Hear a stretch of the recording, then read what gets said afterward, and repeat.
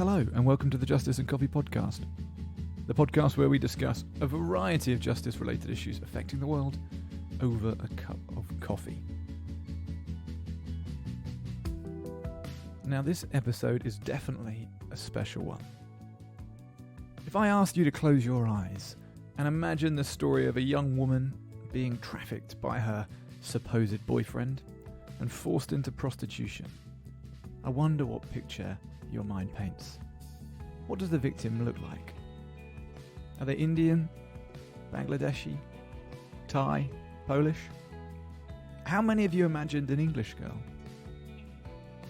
If you haven't yet heard our podcast with Emily Chalk, the founder of the charity Ella's, who we spoke to back in February, I would highly recommend you go back and listen to that one first.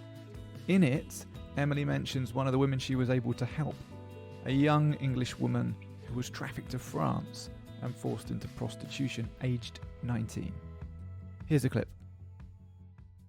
Just again this week, connecting with, I would actually call her a friend now, but she's somebody who I caseworked for maybe 3 years, and she's British, and she was trafficked into Europe when she was 19 years old, I think. So I got to meet her, long story how we connected, but she had only been back here a few months, and one of the first things she said to me was, I just want to be normal again. Now you could see all over her that she'd experienced something terrible. She couldn't look me in the eye. She was really, it was obvious that she had been through something very difficult. And then we sort of talked about what she wanted to do, and in the end she ended up going back to university. I said, if you want to lead a normal life, you either need to study or you need to go to work. I suggest going to study, a bit easier. Definitely easier than working. Yeah, and she is remarkable. If you met her now, you would never know that, she's completely unrecognisable to the person that I met, several years ago. Got into running. She runs ultras. She's amazing woman. I told her she should come on your podcast. That would be amazing. And that's exactly what happened. A few weeks ago, I spoke with Claire, not her real name, and she very bravely told me her story. This is definitely the first time that she has spoken out like this, and it marks a significant step in her journey. This was a big deal, and I felt extremely privileged to hear Claire's story, and I feel very proud to be able to share it on this podcast. It comes with a disclaimer. Please choose an appropriate time and place to listen to this one. We're going to split the podcast into 2 parts, so there's an opportunity for you to have a brief reprieve, maybe grab another coffee or something, before we hear the second half of Claire's story. It's certainly an emotional one. So let's do this. So Claire, thank you so much for coming on to the podcast. I'm really excited to talk with you this evening. I've been looking forward to it all day. How are you feeling this evening? Yes, good. Yeah, it's been a good day. It's good to meet. So Claire, we came to know each other through a mutual friend, didn't we? And for those people listening to this podcast that haven't heard Emily Chalk's podcast earlier on in this series, perhaps you could share with us how you came to be connected with Emily. Yeah, so I met Emily, about 8 years ago now. I think it's about 8 years, through the Sophie Hayes Foundation. So there was a book that was written by Sophie Hayes called Trafficked, which I had read when I was going through a difficult time. And at the back of the book, there was an email if you wanted to get support. And I emailed that. And then the person that replied to me was Emily. So that's how I came to know her. And ever since we've been in contact. You're thick as thieves now, I understand. I spoke to her a few days ago about us doing this podcast, and she was saying that you've even run is it a marathon or some sort of race together? She says it didn't really work out that way because you just left her for dead and ran it, and she was not at the same as you. And she's a pretty impressive runner, so you must be rapid fast. Oh no, not at all. That was a really hot day, actually, the day that we ran that half marathon. Yeah, we did it together, kind of. Kind of. It was the same race, and you were both there. The same race, and we met each other at the end, so that was fine. That's amazing. So I want to start this podcast by saying, firstly, thank you for coming on, and I want you to go at your own pace. You can say as much or as little as you want about your life, about your story. You can even use swear words if you like. They're very welcome. But I want it to be directed by you at your comfort level. But I would just love for you to share your account and your story and some of your life with us and with our listeners. But before we get started, I'll have to pose to you the same question that I pose to every guest on this podcast, which is, Claire, how do you take your coffee? You're not going to like my answer. Oh no. I don't drink coffee, unfortunately. This is I did work becoming... in a coffee shop at one point though, so I do know some coffees, but yeah. I think we're probably something like 60-40 for the people that have come on the show. I need to start investing in tea, right? I need to bring it into the business more. Yes. Clearly. Need to be more inclusive at Blue Bear. Yeah, for sure. Well, it's tea. I'm drinking tea tonight. It's far too late for us to be having caffeinated beverages, so I'm on to the Very sensible. the decaf tea tonight. Could I perhaps suggest that we start with maybe if you wanted to share about your childhood and where you grew up and what that looked like? Well, I guess I had quite a different upbringing to a lot of people. So I lived at home with my mum and dad until I was about 11 years old. And then I was taken into care from that age. And that was because my dad was sexually abusing me. And I'd gone to school one day and we'd started to have like PSHE lessons.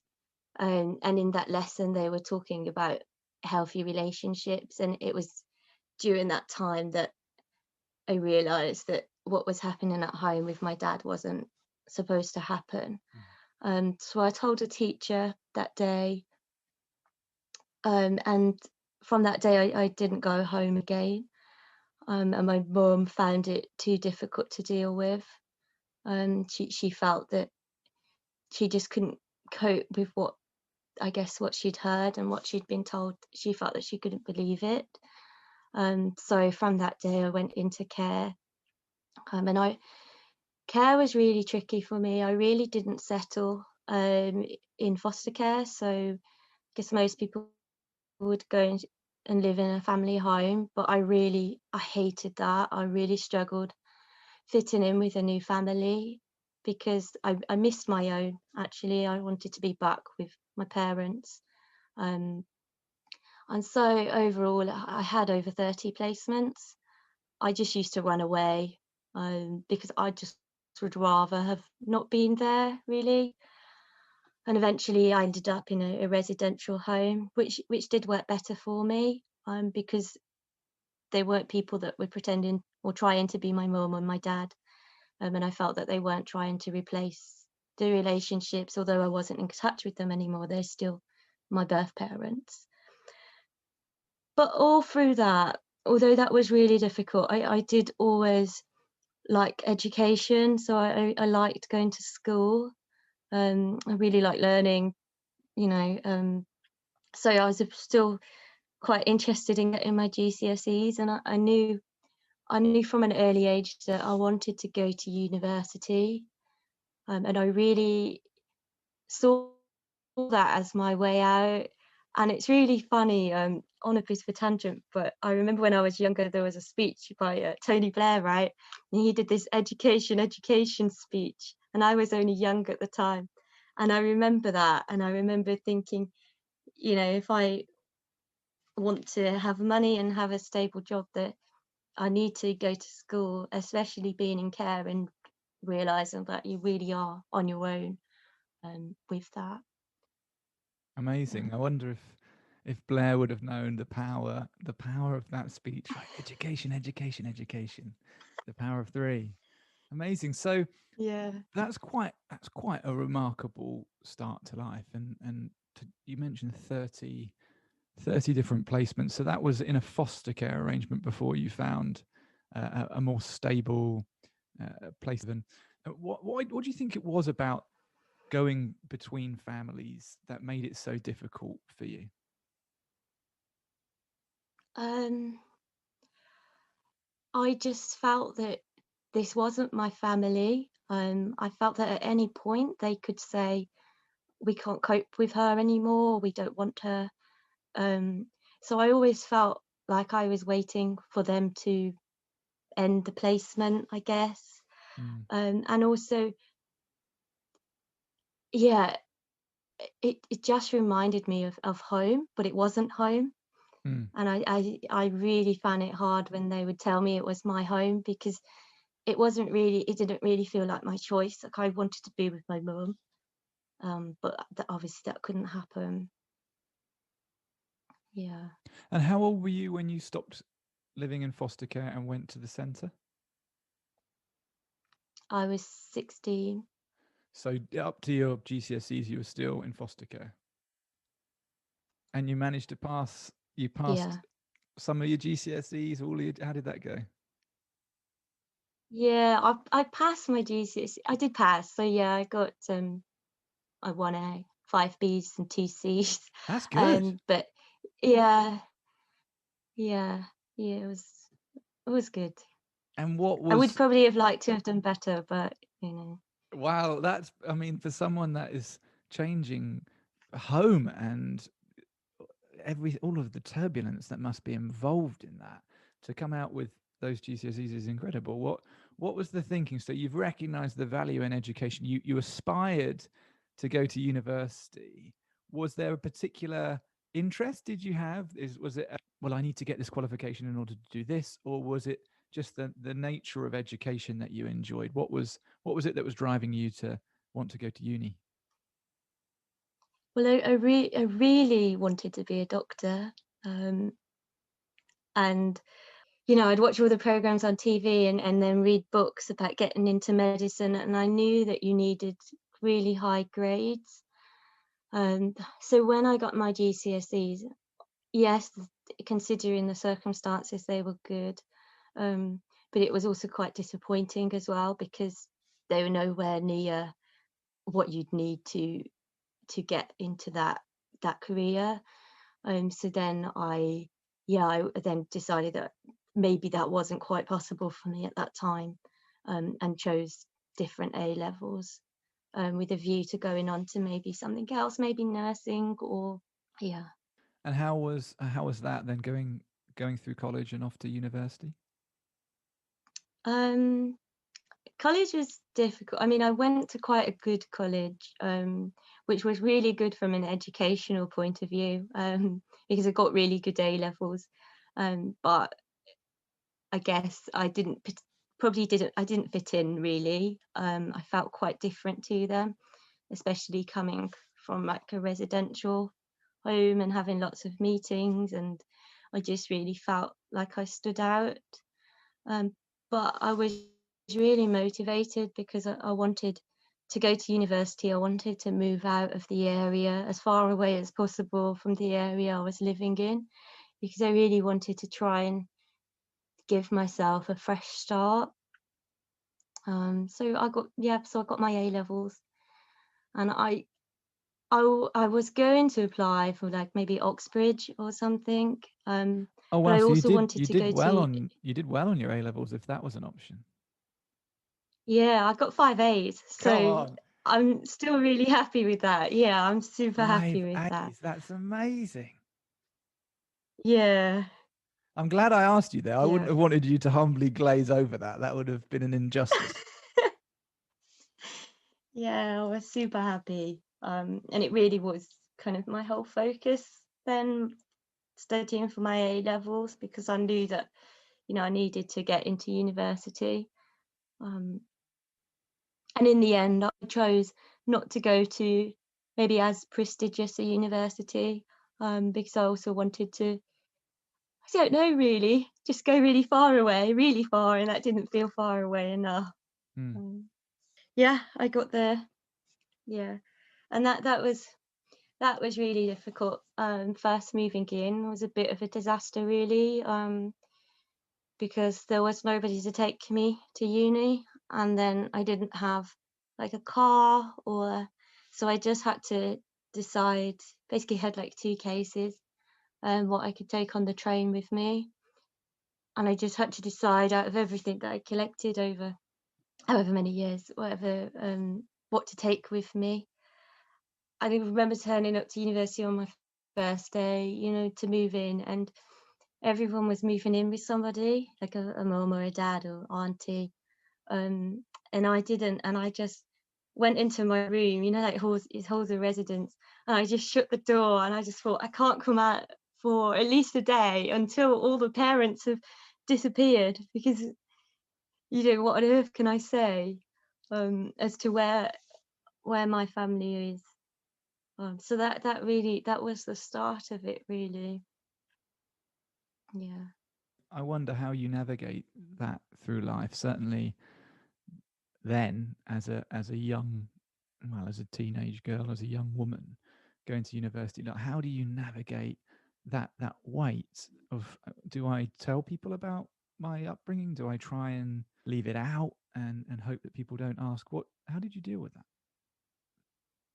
So, I mean, that's something that I'm still grappling with, really. I mean, when I was 18 and went to university, I'd already decided in my mind that I wasn't going to tell anybody, because I just wanted to have a fresh start, and I wanted to make friends and be normal, maybe the word, not the word.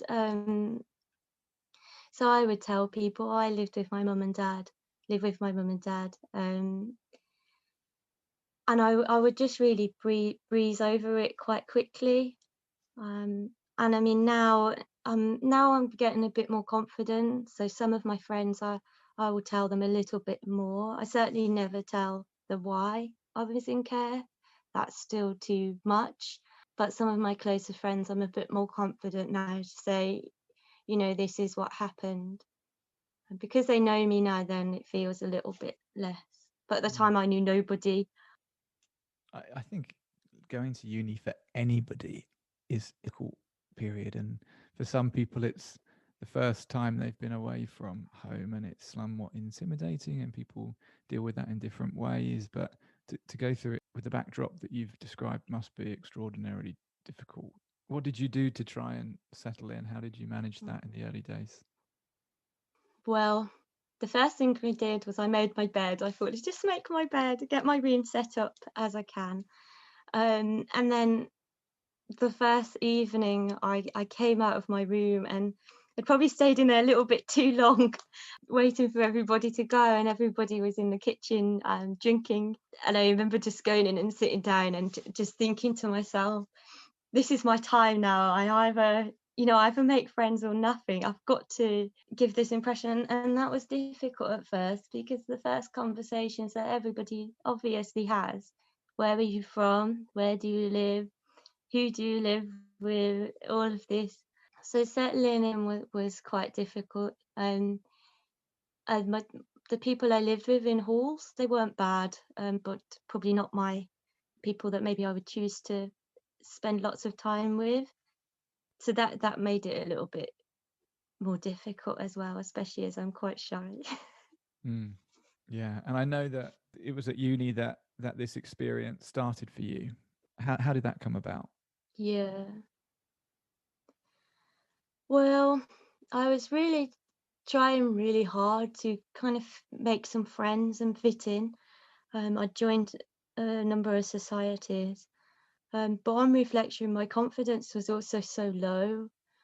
So that when I was joining these groups and meeting people, I just was just so quiet. I think I just, you know, didn't really form any relationships. And I just felt so lonely because I'd gone from living in a unit as such. At least there was people around, and there were certainly people checking up on me, like my social worker, teachers. And then I'd moved to a whole new city and nobody was contacting me anymore. And I just really spent a lot of time in my bedroom, on my laptop, trying to talk, trying to just have some kind of interaction, I guess, with people online. And that's when I met this guy and I started talking to him really intensively, really, and quickly. We would talk for a lot of the day, and call him a lot.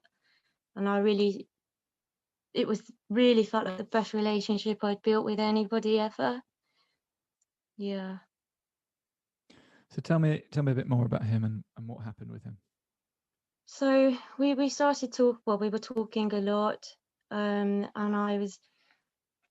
he was probably one of the first people as well that I would speak to about my problems, and tell him what was going on for me. And I felt like he understood, and he would always talk about things that were really important to me as well, like learning, education, and he would also, he said that he wanted to be with me and that he loved me, and that he really wanted me to come and meet him, that I could just come for a holiday, we could then spend some time together, that it would be far better than the situation that I was in now. And it was coming up to Christmas, and I had the dread of being on my own on Christmas Day as well. And I just thought, this is actually going to be really good. I'm actually going to meet this person that at the time I considered my boyfriend, although I hadn't met him yet. And I just thought, yeah, this is good, and I was really looking forward to it. So then, yeah, I went over and I met him. And what was that like when you met him? And actually, whereabouts was he? In France. So what did you do? Did you get a train there or fly there or? Yeah, I flew there, and he met me there, and I remember I got off the plane and I was looking for him, and he did look quite different to what I thought he looked like. So he was a little bit older than I had expected him to look. But I thought that's okay, that's okay, don't worry about that. And the alarm bells kind of went off in my head. What am I doing? This is quite crazy thing for me to do, especially a person like me that doesn't really take risks ever. Yes, but I didn't. And for the first few days, it was okay. We spoke a lot, and I felt like I knew him really well. So I didn't really feel like I needed to get to know him that well. I felt like I already knew him. And after a few days, he just started saying to me, well, what's the point in you going back? We're getting on so well, and if you go back, then you will, what are you going back to? And really, I didn't have very much to say back to that, because in my head, what was I going back to? I hadn't really, university wasn't turning out to be what I wanted it to be. And he was saying that things would be much better here. So yeah. And yeah, so then after a while, I don't want to stay. I think I'll stay for a bit longer, but I should go back. I do need to finish off university and I give this a go. And he said, well, you can't. And I just remember being like, excuse me, and he was like, you can't. You can't go back. I don't want you to leave me. You can't leave me. How are you going to get back? Do you know the area? Do you know the language? And I just didn't really know what to say. And we were walking at the time, and we went and had some food, and I just didn't say anything for the whole meal. I didn't know what to say to him, but all I was thinking was, this isn't what I thought he was like, and it was the first time I really thought, this feels a bit scary now. And by this time he'd already got my passport, because when I first met him, he was, oh, give me your passport, I will look after it for you, let me put it in my bag. And I didn't think anything of it, I just thought he was being secure, being safe. And then when the time came, I thought I'd go blank, and I said, can I have my passport? And he was like, no, I said to you, you can't, and also I need you to help me anyway. And then that's when he told me what he needed me to be doing. So this, how old was this guy? You said he looked older than you were expecting him to be. How old were you expecting him to be, and how old do you think he was? I was expecting him to be 25, but he wasn't. He was in his 30s or 33. And how old were you at the time? Just turned 19. Wow.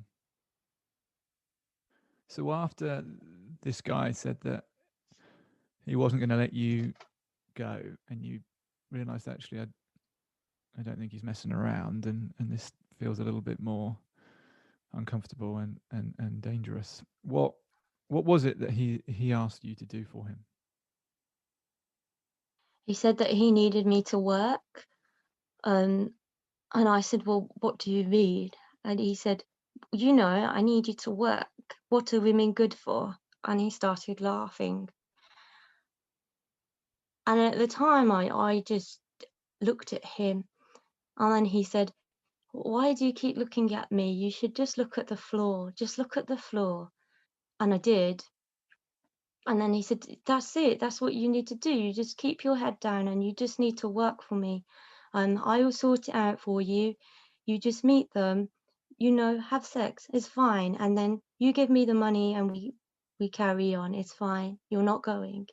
And that was that, really. And at that point, I was just thinking, how has this happened? And I wanted to ask him what's changed, because I thought we were together, in a relationship, but I couldn't ask anything. I just suddenly felt so scared of him. And at first he was really nice, so it just changed, really. Yeah. Were you in a position to speak to anybody about this back home at all? No, I had my phone, but he took my phone, so that was gone. And then I also, who could I call? And because he knew me as well, because I pretty much told him everything, from my whole life. He also knew that I didn't have anybody, and he used to say, what are you going back to? You don't have anyone. No one will miss you. Stay here, because I will miss you if you're not here. And I just realized that there was nothing that I could do. I didn't understand any of the language, the signs. And I just felt the worst thing for me to have done at that point was to run, or, yeah. Did you at any point feel physically threatened by this guy? Yeah, all the time. I mean, he used to make food, and the first few days I was there, he'd make really nice food, and we'd both have it. And when I first went there, he showed me his knife set, like an actual kitchen knife set, a really posh kind of, I don't know what a posh name would be for knives, but like a posh knife set.